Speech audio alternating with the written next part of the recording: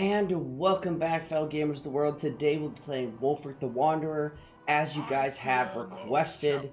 Yeah, so we're going to be going over a Let's Play beginner's guide here.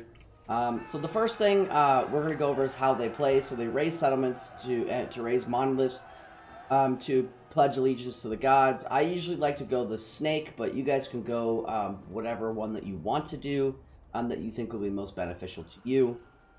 You can also hunt down creatures listed in the Monstrous Arcanum, which I don't find too beneficial until after you start taking a little bit more of Norsca and you have some more stuff to your disposal.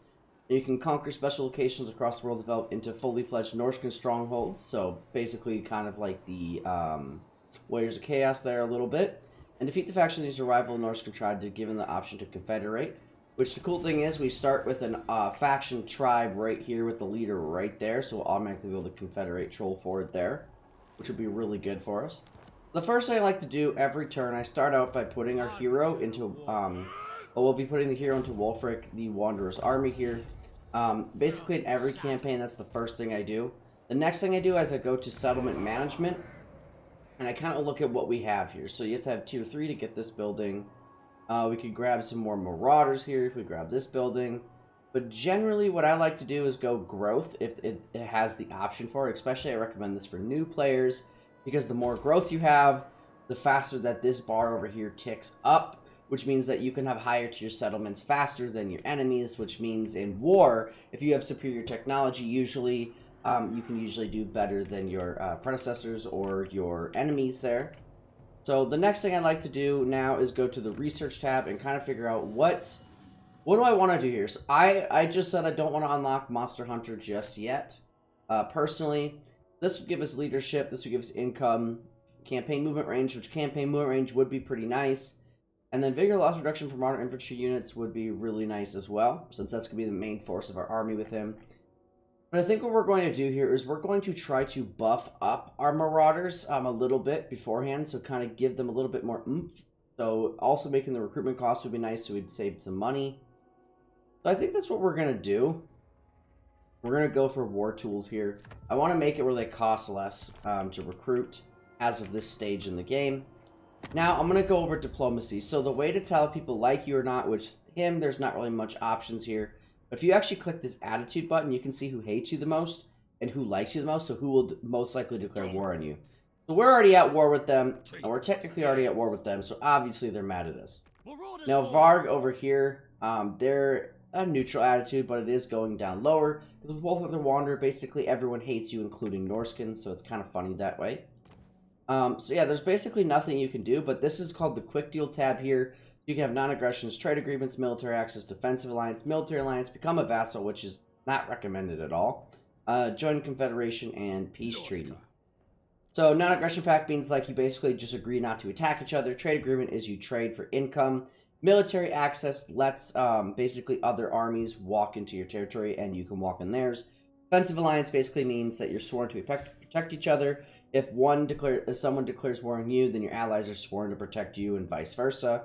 Military alliance is basically the same thing, but it is a lot stronger. You're basically able to utilize outposts where you can recruit their units, and you basically gain limited access to units, which is a great mechanic for if you kind of need to offset something that's weak in your army. So like Norsca, you could probably get a treaty or military alliance with rats and get their artillery, which is one of their weaker points with the Norskins there. Then you can become a vassal, not recommended, but if you want to, join confederation. So this is how you make people join you and basically confederate them. But with Wulfrick the Wanderer, you already have that basically as a faction mechanic, where if you just kill their leader, you can basically automatically confederate them. And in peace treaty, it's basically just making peace with them. So the next thing I'm going to do is I'm going to assess where our area is. So we're at war over here. If we attack him, we're going to be able to confederate him. To be able to tell if it's a faction leader too, if you just click on, if you look at their name there and you click on diplomacy, and you click on their faction here, it says Snagar the Tyrer, so you know if it's their leader as well, so you know if you're going to confederate them as Norsca. Now the next thing is our objectives. So victory conditions, you're going to want to just attain level 2 allegiance with any god up here. and then raise loot or sack 35 different settlements, and then achieve short victory, and you want to attain level 3 allegiance with one of the gods. So you're basically just leveling up your allegiance and defeat all the challengers sent against us. So if you look up here, if I can get it just right, so yeah, Champion the Serpent, so you get a special chaos sorcerer.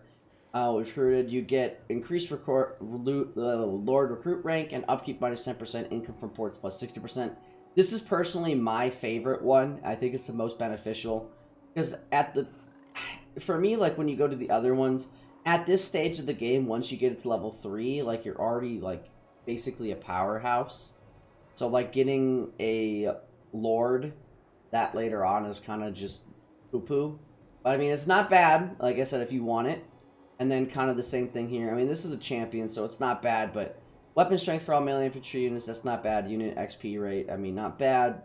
Income reports, not bad. They pretty much all have that. Now, this one, research rate and wins and magic power reserve, is great and fantastic in all theory, but you have to get level 3 in order to get that, and by level 3, it's going to be long game. So, like I said, you can do it if you want, but it's not going to be nearly as beneficial as just having the Lord recruit rate, the upkeep, and the income from the ports. Because if you can see, even just the tier 1 gives you minus 10% upkeep, so you can even make his Marauders even cheaper.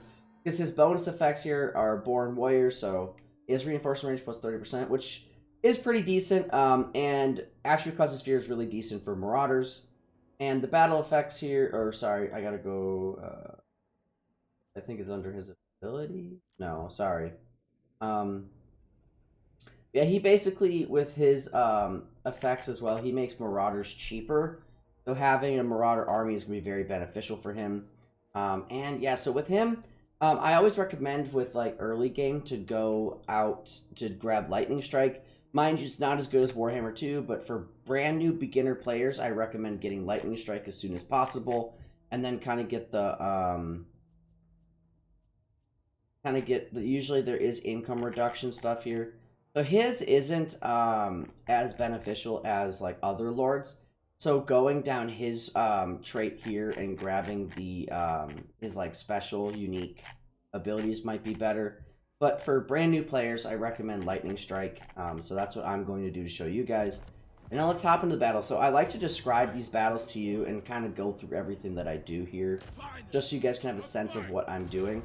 So it says Pyrrhic Victory. We're playing on Legendary difficulty right now. So when I'm looking at their army, I'm kind of comparing my army and kind of looking at counters. So Wulfrick the Wander is a sword infantry. He is an axe infantry, so they're both infantry.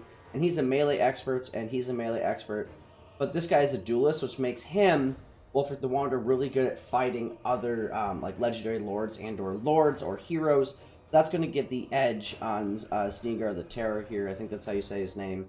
And if you look at their stats, he also has 50 more armor than the other lord here as well. So the next thing we have is a Shaman Sorcerer of Metal. So Searing Doom is going to be pretty good against the Familiar Warriors and basically anything that they have here.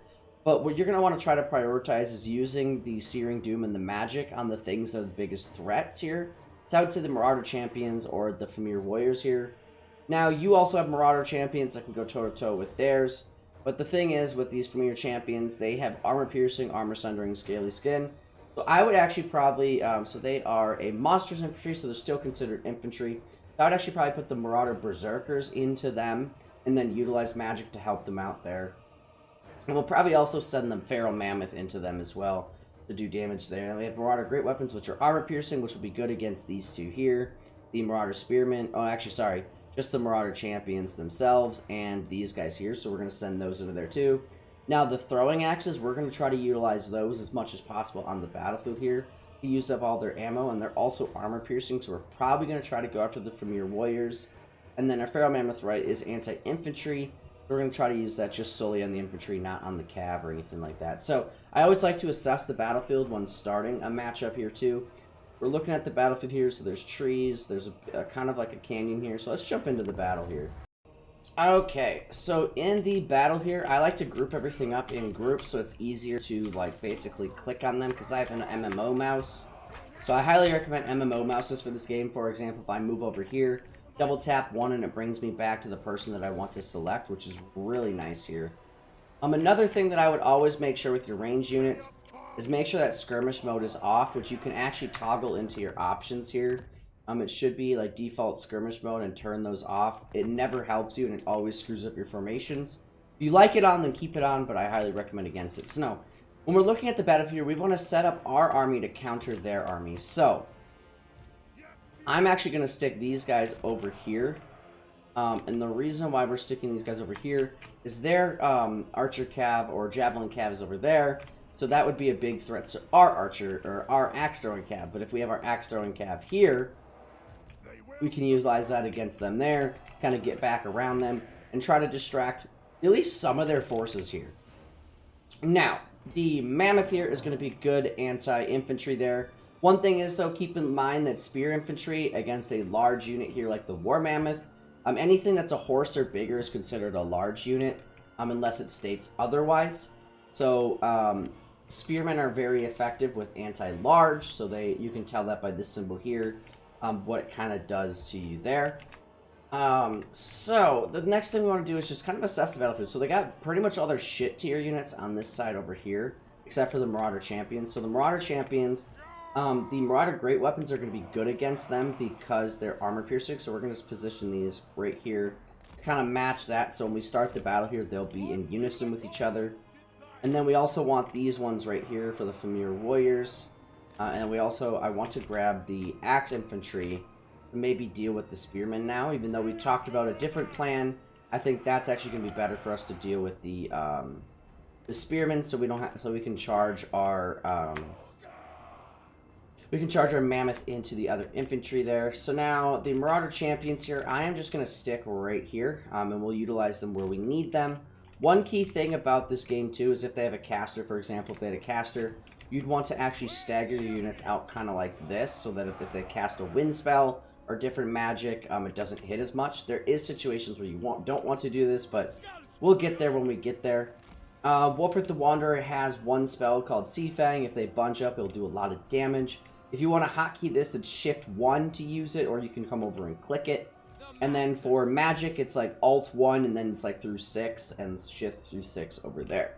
So we kind of got our formation set up here, so we're going to utilize Wulfrick against their lord there too, so we're actually going to put him on this side. We want to keep our magic caster protected there, so let's start this battle. We want to try to get as much of the axes into them as possible here.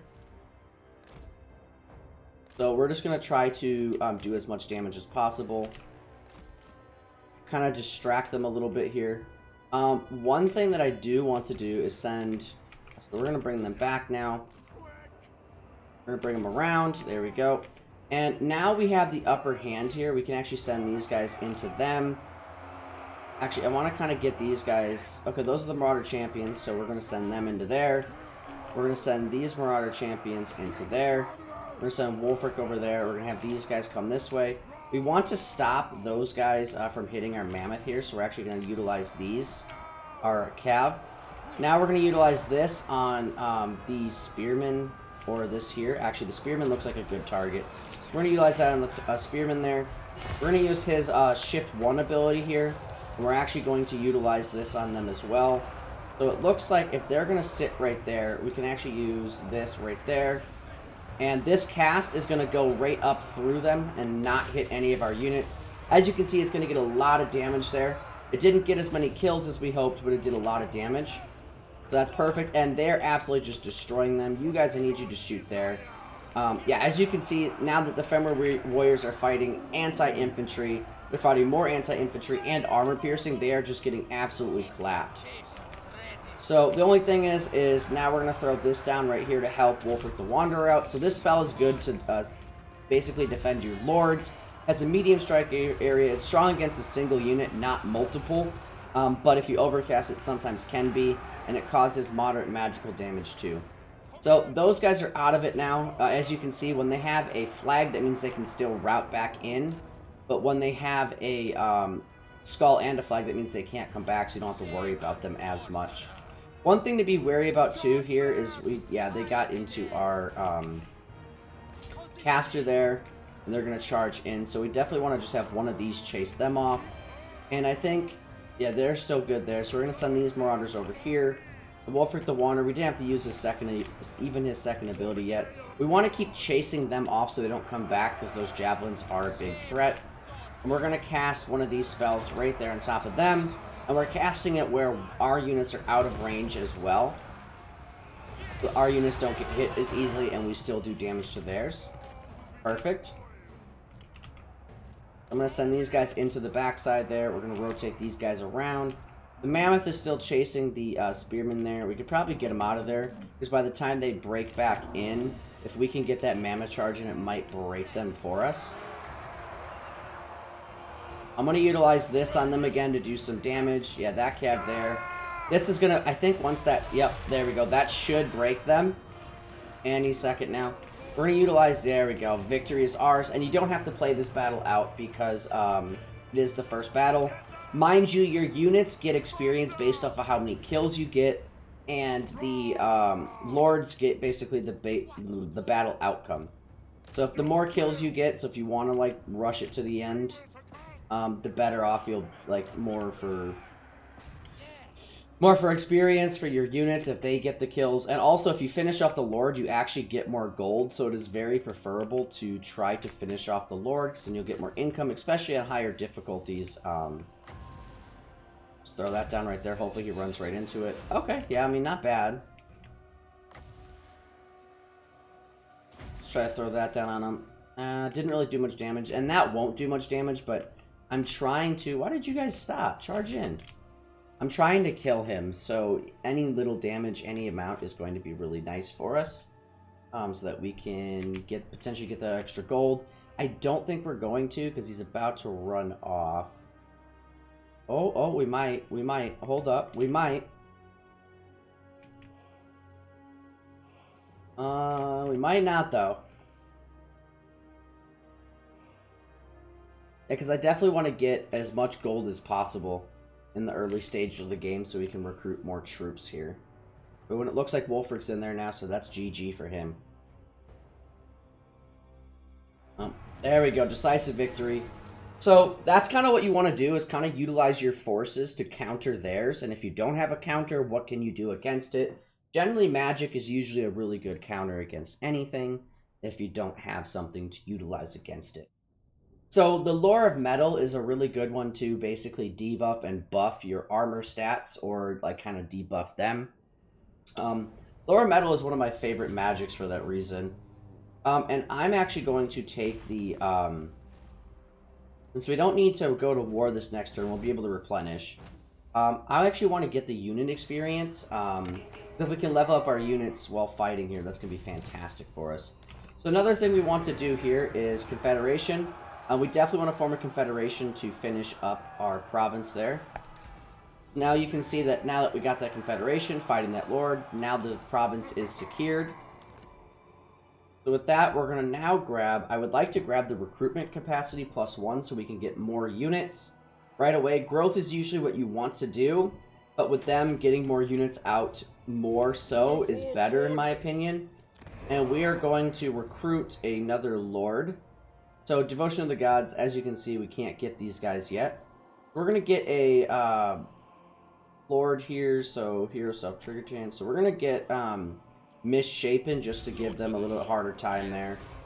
And now we're going to grab Wulfrick the Wanderer, and we're going to grab the... I think we're just going to grab the base... Actually, we don't have any spearmen in our group, so to get a counter against their cav, that would actually be really nice for us to have. Now with Wulfrick the Wanderer, we're going to go Route Marcher so we can travel further. And like I said, I'm trying to get Lightning Strike here as a beginner player for you guys. It's going to be really beneficial to you. And I haven't mentioned why it's beneficial to you, which that's my bad. The reason why Lightning Strike is beneficial for you as a beginner player is, for example, if there was like 5 armies in front of you, if you got the 3rd tier here, enables Lightning Strike, which means that you can actually battle one battle, or do one battle at a time versus all 5 armies at you at once, for an example. So now, this guy can't recruit, so now what we're going to do is I always like to check my diplomacy at my end of turn as well. Now you're going to check, see who hates you, who likes you, who's willing to do anything with you, and as you can see, they're neutral with you, but they're going to get wiped out soon by... probably by Bellicor over here eventually. Also, you have to keep in mind too that with every like action that you do, there's always a reaction. So if I made peace with them and another Norscan faction hated them, me making peace with them would make them hate me more. Not hate me, but dislike me, if that makes any sense. So we're gonna end our turn here. Okay, so now on turn 2, our loot pile is now constructed, which is going to give us more growth. As you can see, it reduced the amount of terms that's required to upgrade. Because when you upgrade your main part of your settlement, it costs population surplus. And that's what that is, the growth is contributing to there. So in 3 turns, we can have 1 population surplus, which is the requirement for this. And then you need the income, which the reason why you want to upgrade this is then you can basically get... higher tier units, higher tier buildings into your settlements, and or upgrade these buildings here. So now that we have this, we can also recruit more this next turn, which is going to be fantastic for us. What I'm going to do is I'm actually going to put Wulfrick the Wanderer in ambush stance here and put him right on the edge. And the reason being is these guys right here are very, very, very stingy on attacking right away. They will wait until they have a full army before they attack you. So if you actually grab this lord here and you go into encampment stance and you recruit units here, there's a high chance that they actually will come and attack you here. And you can just, and if they don't, well then, hey, you can actually throw this back into here and you can attack the Grilling Moot this next turn. So basically at turn 2, there's not too much to do. You definitely just want to start getting more units to be more beneficial. And we're going to check our diplomacy again, like I said, at the beginning of every turn. And this looks tempting, right? But don't do it, because Be'lakor is right here, which will increase your chances of going to war with them. They're going to declare war on you, but you don't want to go to war with them this early, because you want to solidify half of Norska at least beforehand. So basically right there, that is going to be your end turn for number 2. And as you can see, they did in fact bring a army up over here, but we're not too worried about that. We should be fine. The biggest problem here now is that we actually can't attack them yet. So if we bring this forward, we might actually be able to bait them out to attack us here. And also if I transfer these units over and then just recruit 3 more. So we definitely want to get him in his ambush stance. Next turn we will be able to attack the Grilling Moot. And we'll recruit 3 units here. And hopefully they will come and attack us here. It looks like they're already on the route to do so. If they don't do that, then what we're going to do is we're going to attack next turn anyway. So it's not that big of a deal. We're going to check our diplomacy again. We're going to check quick deal. Like I said, do not do this. It's not worth it.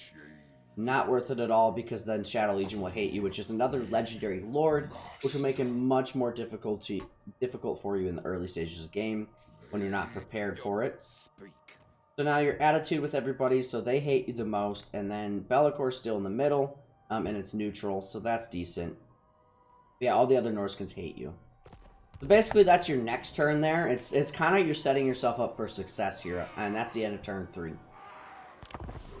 Okay, on turn 4 here, as you can see, that the one that was you're like, oh, make some money by making non-aggression. Yeah, they already got destroyed, which is expected to happen. Our ambush did fail, so they ran away, which sucks. It was a low chance of it happening. But we did try. So now we got our recruitment for Marauder infantry units is lower. So now we're gonna increase their weapon strength here, which will make them a lot stronger in battle. And yeah, so now we also have this building here, which we saw earlier. Now our lord's not moved. So what we're gonna do is actually give these units to him here before we go attack.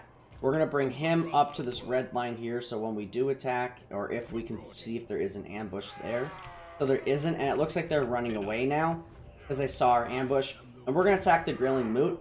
And I highly recommend playing this battle manually, even though it says decisive victory, just because if you're new to the game, getting more experience is better for you. So I'll play the battle as well. So they have Marauder Hunters, which will be honestly pretty dangerous here. But other than that, their force isn't too scary for us. Oops, excuse me. So let's check the battlefield out here. Yeah, this map is going to benefit us too. Like I said, this isn't really scary for us, so we're going to fight the battle. I always recommend in the early stages of the game to fight every battle, even if it's like minute, because you want to have as much health on your troops just in case you get attacked by a bigger force. So like I mentioned earlier, you want to group up your forces, so I generally do it based on type. So I always go Lords and Heroes first, and then I do it by type. So these are Axe Infantry, Dual Axe Infantry, so I'll just put them together. Usually I like to keep Anti-Infantry with Anti-Infantry, but this is okay. We got our Spearmen, we got all our Marauders, we got our Axe Throwers, and then we got our Feral Mammoth here. So one thing we can do, definitely to weaken them more, is to have these guys come forward here and throw into them. Which one thing I might actually try to do is go here and bring this around to their Marauder Hunters so they don't get any value. The next thing, we're going to set up our front lines. So they have the Archers, Archer Cav or Javelin Cav there. They have their Marauders, and that there. So I'm actually going to position our Marauders in the front here. There's no reason to position anything else. Especially since these units are shielded, so they should be able to block the javelins there. Now, I will put the spearmen on the sides there for the cav if we need it. We're going to move this out here so that we can have in case they have magic, which they don't, but you always want to be prepared for it. Now, with these guys here, we have the Chaos Marauders and the Marauder Berserkers. So I actually want to position these guys on the side here so we can kind of get them around if we need to. And then position these guys here too, so if we need to get them around, we can. So we can get them around the side. Usually I don't like to play this wide, but that's kind of what Norskins do, in my opinion. So we have the Armor Piercers here, so I'm actually going to put them in the back. And I'm just going to have them sit back here, and we'll utilize them where we need them. Because armor piercing wise, yeah, they have Spear Infantry, Anti-Large. There's really nothing with a lot of armor right now, so they're going to be our least effective unit here. And our Feral Mammoth should be really beneficial, so I'm actually going to put them on this side. And there we have it. So we're going to have these guys rotate around the back side here. I'm actually going to position these guys to go attack them right away. We're going to have our rest of our force kind of just get into the blob. And we're going to attack things that are advantageous for us. So the Marauders are going to, you know, be one-on-one with other Marauders. It looks like they have more cav over there as well. Oh no, those are the Marauder Hunters. Yeah, that's what we wanted to kill anyway, so that's not too bad for us. We can get them out of there. We're going to send these guys there, and these guys are Marauder Hunters, so we want to send them into the cav, since they are Spearmen. These guys will do good against the Marauder Hunters as well. We're going to send our Marauders in too, because you kind of just, with this, you're just bundling them up. We're going to send Wulfrick in there too, because we might be able to get a good Sea Fang down. And then we also want to send the Magic Caster in. And the Armor Piercers we'll send over here too. Like I said, it's just going to be like a huge, just like cluster of units just all charging in. Now, we can actually overcast now. So with this one, it just makes an increased number of missiles and wider strike area. Which I actually personally really like overcasting Searing Doom. But you don't have to. I like overcasting with like units sitting on top of each other. Generally, it's usually better to just not overcast, but we're actually going to charge into them with one of the horses and then have these ones throw, because then they won't be able to throw as easy, and we will. So, yeah, we're going to have these guys switch to attack over here, because we don't need them over there anymore. And we're going to have Wulfrick the Wanderer here utilize this about right here on their forces here, and that should do a lot of damage to them. Unfortunately, we didn't get our, yeah, that did absolutely beautiful damage. Unfortunately, we didn't get our horsemen into the, into their or our spearmen into their cav there, unfortunately, but it happens. We're going to send them over there. We'll send them to keep attacking the Marauder Hunters. They're shattered. So we also got our another hero coming in too, and that should be GG any second now. We can also cast this on top of their cav. Oh, there we go. Yeah, I'm going to throw that right there so we hit their Marauders, which should help us quite a bit. Once that hits, that should break them. There we go. Yep, and that's victory. Perfect. So like I said, this is a settlement battle, so there's no reason to play it out longer. But you definitely can if you want to. Slice of victory. And as you can see, we only lost 43 units, and that was just basically a spearman because they got locked into a fight with Marauders and javelins hitting them. And And then this marauder took damage from their marauders, and our horsemen took a little bit of damage from their throwing axes, which not really big threat. And this guy took some damage just from charging in. So yeah, we got the other Trickster Shard. So, and we got XP and some money here. And we're gonna want to, so you can either raise this settlement to which one that you would like to, like the snake here, so allegiance.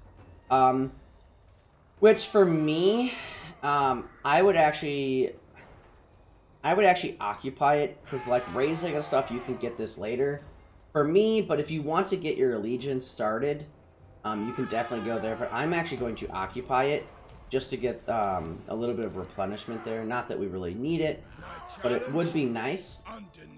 Now we're going to bring him over here. We're going to grab his skill tree, which we're going to go straight down the red line here to buff up Marauders with him.